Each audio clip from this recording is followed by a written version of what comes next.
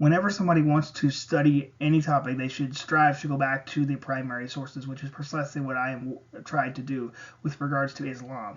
I'm currently working through the Quran. I've already read Sahih Bukhari, and I'm working on Sahih Muslim. And I found something very interesting in Sahih Muslim, and I want to share it with you to get your thoughts.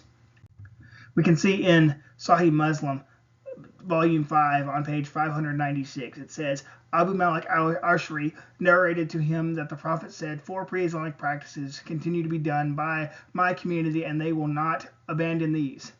Boasting about ancestry, raising doubts about lineage, attributing rain to stars, and wailing for the dead. He also said, unless a wailing woman repents before she dies, she shall be made to stand on Judgment Day wearing slacks made of black pitch and a shirt of scabies. Now, with regards to Muhammad actually admitting that the Muslims partake in the pagan practices of those who had been before them, and that this would not change. Because it says that, let's see here, it says that these will not be abandoned, boasting about ancestry, raising doubts about lineage, and attributing rain to stars, and wailing for the dead. Now, the most alarming would perhaps be the one about attributing rain to the stars. And here Islam is touted as this great religion of monotheism, and yet we see Muhammad saying that the Muslims, even today, they attribute the rain to the stars. And if that's not paganism, I am not sure what else it would be considered, considering that Islam claims to be, like I said, monotheistic, and yet here we see Muhammad saying that the pagans did this and my community does this, and this will not change. So I'm not sure why exactly any Muslim still wants to claim that they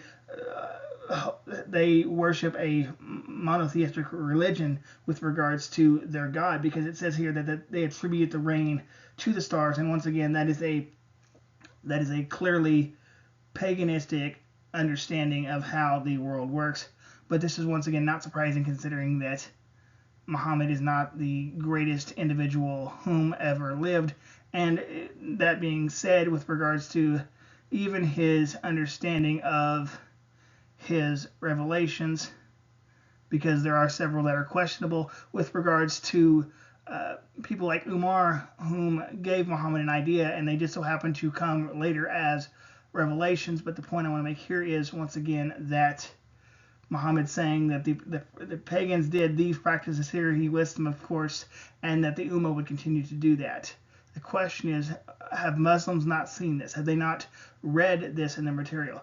If they have, they need to understand that they are not following a monotheistic religion. They are following the pagan practices of the past.